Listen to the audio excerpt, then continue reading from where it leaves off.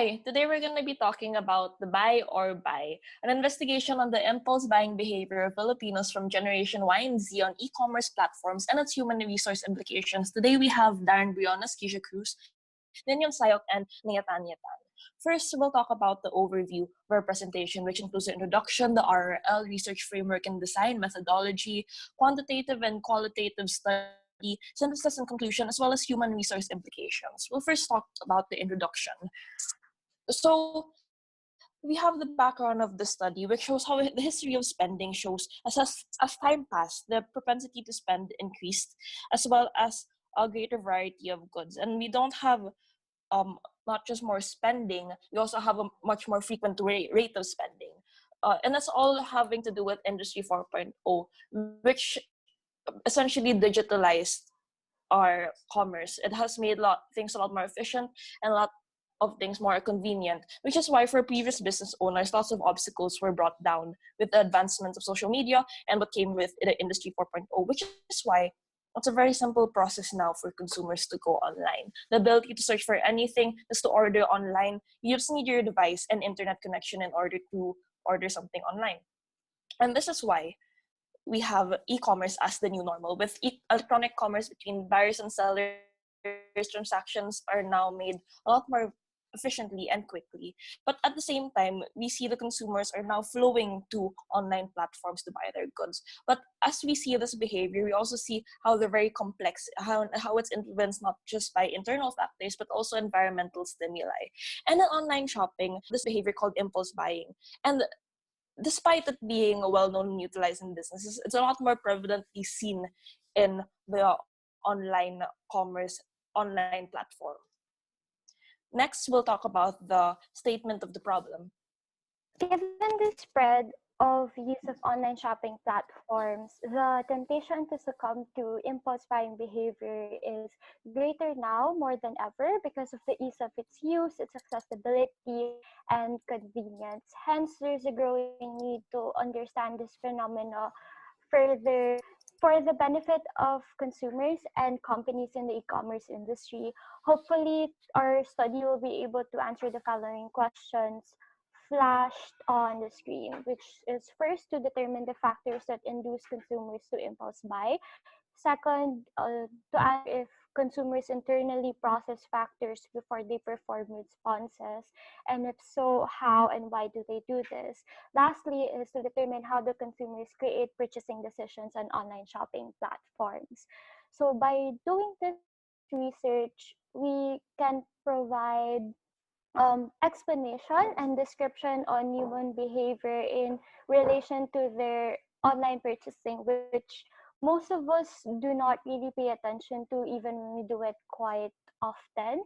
It will help us understand more the process in e-commerce industries, which is a relatively new space for our country. And at the same time, it will provide aid in helping companies determine effective marketing strategies to improve their profitability in their e-commerce platforms, but also creates awareness and consciousness for our consumers regarding their impulse buying behavior for more informed purchasing decisions. So lastly, it could also help human resources department develop more effective financial wellness programs that are in relation to impulse buying behaviors of consumers and employees.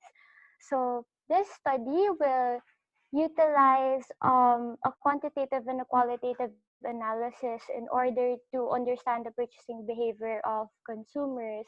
Therefore, data will be limited to interview and survey responses that we will gather from undergraduate students and professionals belonging to Generation Y and Z, or those born from 1981 to 2002, or ages 18 to 39 years old. So we chose this age bracket, because these are the generations who are more accustomed to the use or more experienced in the use of online applications or e-commerce platforms. and then they more likely have the purchasing power to spend on these online shopping sites that we have nowadays. So next we'll discuss the existing literature regarding in relation to impulse buying behavior.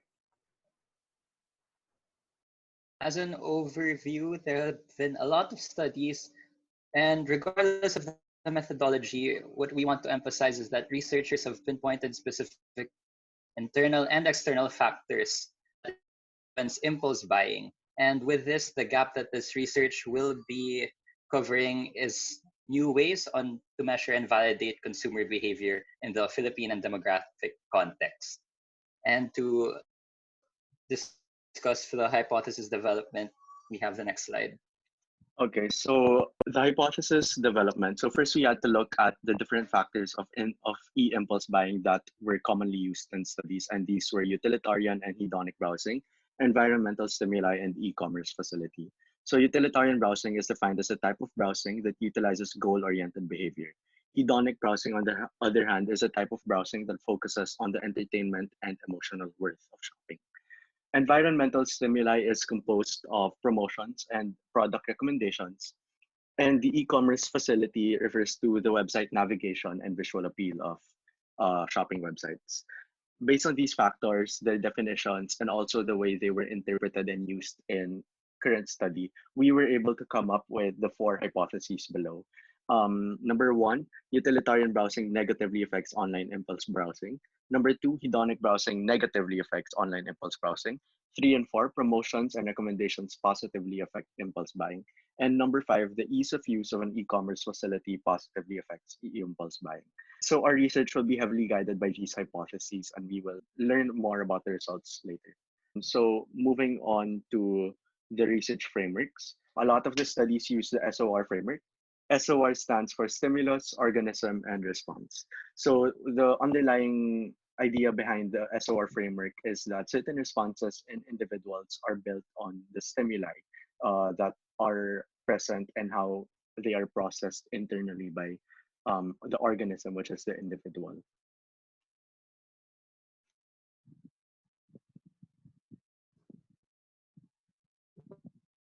When we're looking at the qualitative study, the SOR framework can then be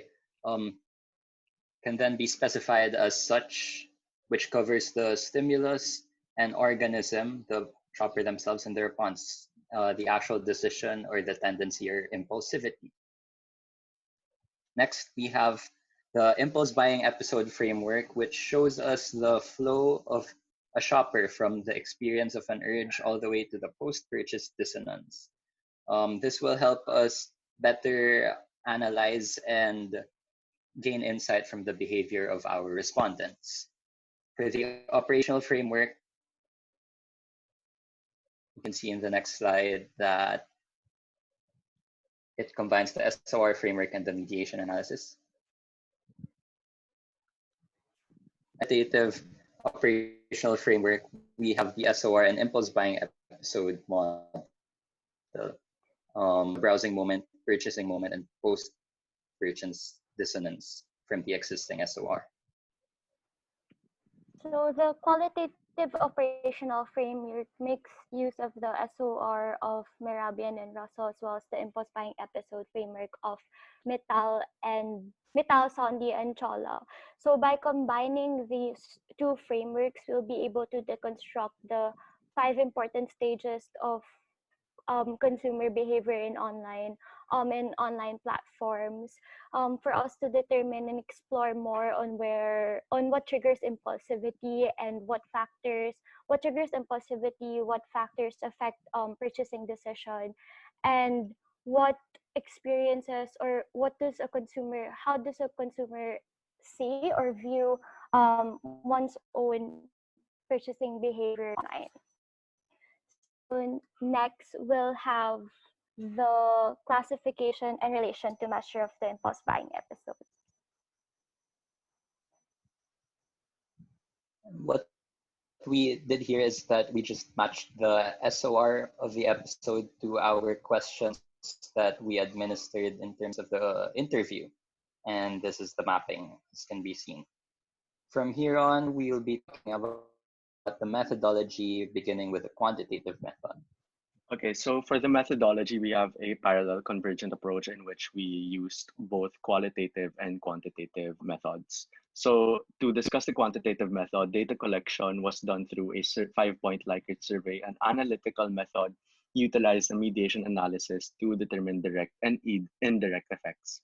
So this is the mediation analysis model in which we have e-commerce facility and environmental stimuli as mediating variables, impulse buying as the dependent variable or the response, if we look at it from the SOR framework, and utilitarian and hedonic browsing as the independent variables. For the statistical treatment, of course, being a Likert survey, we had to transform the negative questions. We then clustered questions according to the variable of coverage, and then we computed for the average of results to accurately cover the variables that they're meant to cover.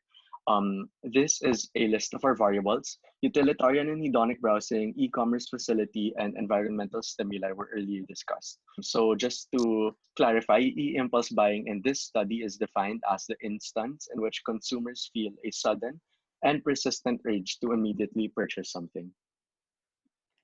So for the qualitative method,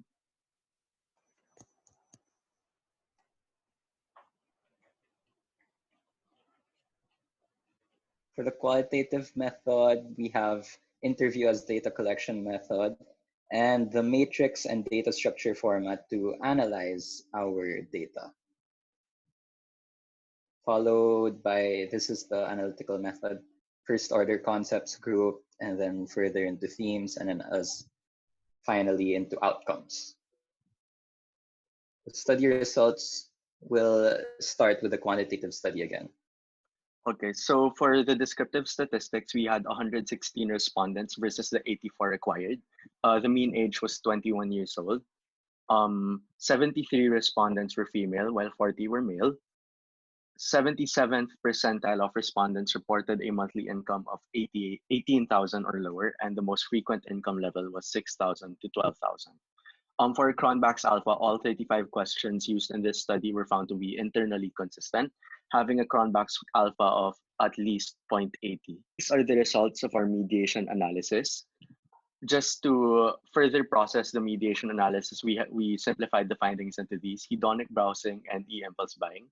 We found positive total and direct effects. For utilitarian browsing, we found negative total and direct effects towards e-impulse buying. For the mediated effect, we found partial mediation of environmental stimuli for hedonic browsing and e-impulse buying, contributing a 19.20 variance. And for hypotheses confirmation, H1, H2, H3, and H4 were confirmed by the results. However, H5, which pertains to the relationship of the e-commerce facility to e-impulse buying, had statistically insignificant results, so conclusions for the fifth hypothesis could not be made. So just to note also, hedonic browsing and e-impulse buying has a positive effect on e-impulse buying, which confirms the hypothesis number 2. So for the result implications, based on the SOR framework, the hedonic browsing, utilitarian browsing, and environmental stimuli prompt impulse buying. So the intent of browsing, whether it be for enjoyment or whether it be goal intended, largely affects the outcome. Environmental stimuli are factors controlled by sellers and factors that amplify impulse buying. Ingredients to online impulse buying include the browsing for enjoyment, promotions, and product recommendations. So browsing for enjoyment is under the control of the shopper, and then promotions and product recommendations are under the control of the seller. Ethical implications. We think that the results of this study can be used by both shoppers and sellers to their advantage. So moving on to the qualitative results of the study. So upon clustering common themes and recurring answers of interviewees, two prevalent patterns emerge from the responses with regards to their purchasing decision making. So first is their general purchasing behavior of consumers, which follows a pattern that's mostly based on necessities, on their level of priorities, for a given period, for a month. So these are recurring expenses that they usually spend on given their salary. So essentials may be different from person to person. So be uh, spent on food, utilities, or repairs, or some even say that hobbies or social gatherings actually are included in their recurring expenses monthly. So these are usually driven by priority and undergoes budget planning and finances before they make the decision of purchasing these items. So next is their online purchasing behavior, which solidified or which followed the framework or the stages recommended by the operational framework mentioned above. This will be further analyzed using the data structure analysis data with that follows.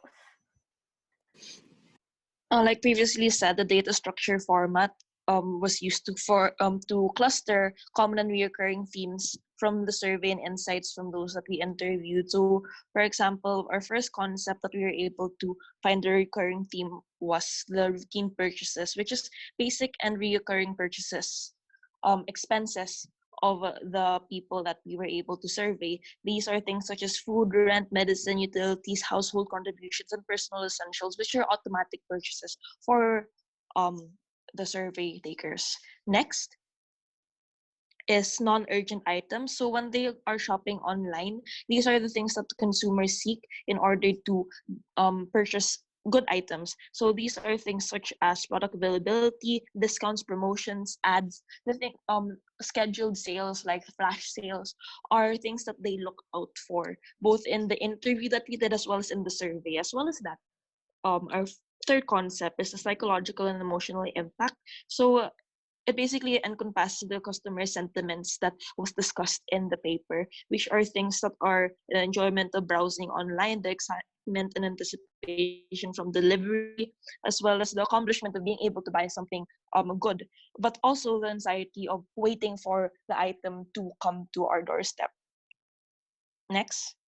Finally, we have the accessibility of online shopping.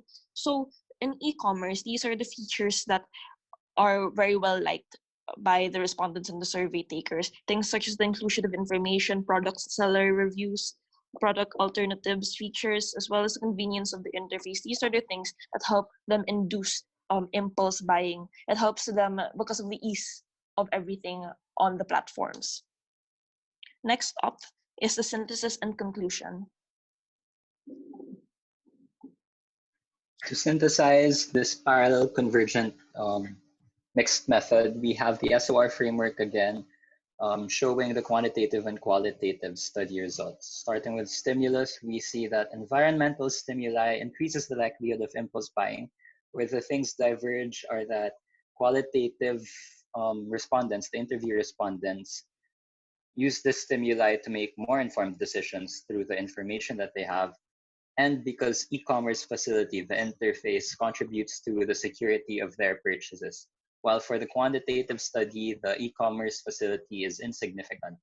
When we talk about the organism or the shoppers themselves, both studies confirm that hedonic browsing increases the likelihood of the impulse buying, while utilitarian browsing decreases this, because this implies that the shoppers are more level-headed and they can stay on track with their financial and shopping goals. The qualitative study, however, shows us that they anticipate the benefits and the use of products because of the e-commerce facility. It adds to their enjoyment to be able to consider multiple products and be able to compare and contrast with such a short browsing moment. While for the quantitative study, the e-commerce facility was also an insignificant mediator for either forms of browsing.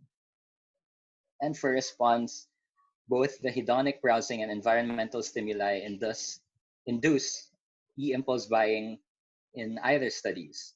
While for the qualitative study, this begins from the browsing intention before the actual browsing happens. So these include the moments wherein they checking online shops or have something in mind. And an added part here is that there's an indecision experienced before making the purchase. However, because of information and the pressure of limited time promos, these influence them to pull the trigger faster, or at least they are influenced to. While for the quantitative study, it is only the compounded effect of browsing and stimuli that is observed and significant. All in all, we can see that impulse buying is experienced through the acceleration of either impulse buying episode from urge to post purchase. And e-commerce platforms in both studies induces the shoppers to quickly resolve intended purchase decisions. So for the conclusion, we have browsing leisurely contributes to that impulse buying phenomena, compounded by the product and recommendations, while purposefully browsing helps reduce this because of being level-headed. Interviews, we saw that those employed rarely impulse buy because they have high self-control and they prioritize pre-planned purchases. However, e-commerce still nudges them to pull the trigger on some planned purchases, some held off, but because of these promos, these stimuli, they actually make that purchase decision much sooner and much earlier. And the ethical implications we have are that for marketers, they can boost sales by focusing on these stimuli. Shoppers can self-monitor their behavior, especially during browsing moments. And finally, HR can promote financial wellness for their employees. So in order to have holistic employees, HR should really see to financial wellness of their employees. So one of the following programs that we have suggested, we have two. One is the Road to Wellness seminar in connection with the training and development team. So this is essentially a personal financial seminar that will guide employees towards improving their financial well-being. So the objectives of this program is to, one, understand the financial stages at which employees are, to assess the financial habits of employees, to educate employees about the importance of personal financial management, to give employees a thorough understanding of their savings and investment options, to provide employees with personalized tips in order to provide plans for their consumption cycle, and finally, to outline various ways to handle financial temptations. Next. Next up is the material requirements that we think that the seminar would have. One is the projector, writing, and seminar activity materials. Things such as the microphone, speaker stand, speaker setup, as well as a table with water and a coffee dispenser, as well as a table in the back for the facilitators to promote learner experience management, as well as evaluation forms in order to make sure that this program is running correctly. And this is a schedule of the seminar, a potential proposal. Okay, moving on to the planning and execution, we think that these activities will help in towards the success of the seminar. It starts from the survey release all towards the logistical preparations leading to the seminar proper. Cost factors include the food, venue reservation, research speaker fee, and material and emergency expenses. This is a table containing a summary of the advantages and disadvantages of personal financial management seminars. So advantages mainly focus on how easier it is compared to other more complicated projects to organize. And then disadvantages includes having acquiring the possibility of acquiring costs if outside trainer or training provider is needed. Moving on to the second HR program. The second program we recommend is a complementary to the financial wellness seminar mentioned above. It's called the Biggest Saver Competition, brought to you by led by the benefits team in partnership with the IT department. So it's a competition that will challenge employees to apply their knowledge and skills being developed in the seminars by showing improvement in their capacity to save for a chance to win 5,000 pesos and a chance to consult a financial advisor to jumpstart their investment journey. So it aims to meet the following objectives. First, to motivate employees to create better financial decisions. Second, to develop consciousness and insights on one's own spending habit and financial management. Third, to lessen the probability of impulse spending. Fourth, to reduce stress and financial anxiety and stress. And lastly, to acknowledge or reward employees who will be able to manifest desired saving behavior. So the biggest saver competition is a 2-month-long competition that will require great planning and execution. So our proposed timeline of events is shown as follows. So it will first start with the app development and event planning. Then followed by recruitment and the contest briefing. Third will be the contest proper, and then lastly will be the briefing and the announcement of the winner. So the success of the competition will heavily rely on the features and the on the features of the expense tracker application that will ask the participants to use, and it should have the following features for us to be able to meet or to match our mechanics and conditions that we will apply in the competition. So first, it should be able to synchronize with employees' compensation data. Next, it should be able to link to mobile payment applications for the ease in expense tracking for our participants. And then third, to have security features and firewalls, for it should and it will contain sensitive information from participants who will be using this application. So fourth is the ability to be able to generate unique ID number per user that will be that should protect identity of our participants for fairness when judging in this competition. Lastly is to have a scanner and storage feature for receipts to show proof that actual expenses are accurate and correct.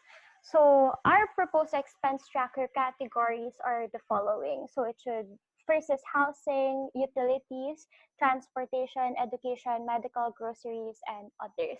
So this should encompass all expenses, all general expenses that consumer will have in a day. So next we'll be talking about the guidelines and mechanics of the competition proper. So who are eligible to join this competition? So we are limiting these to non-managerial employees to give opportunities for them to jumpstart their investment journey. Second is, however, they will be required to join at least one of the seminars mentioned above in order for us to see whether they show signs of improvement or they're able to develop the skills that we wanted them to have in the financial awareness seminars.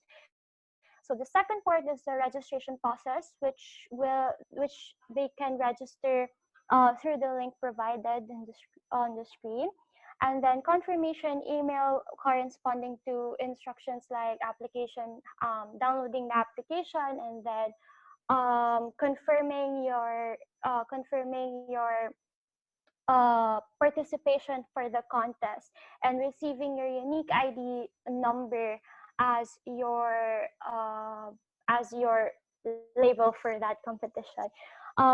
They will also be getting a short and brief introduction how to use the application, which we call Miss V or MSV, so that ease in the use of it will also that there will be ease in the use of it and we avoid malfunctions during the competition itself.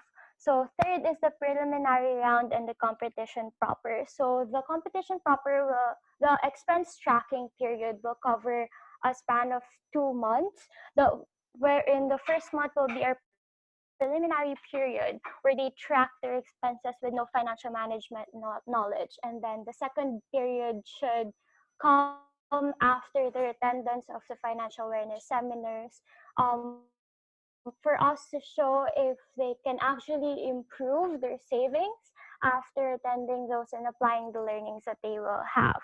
So proof and receipt will be asked to uh, to validate the records that they inputted in the app forms for fairness and accuracy when competing for the winner. So next is the judging process. For the judging process, our winners will be determined based on their highest personal expense savings ratio.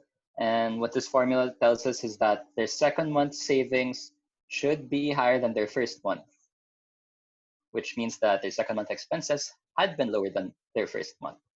And the budget breakdown, we can see that these are potential costs. And lastly, some advantages and disadvantages that may be encountered in the planning and execution process. So thank you for listening, and we hope you have a great day.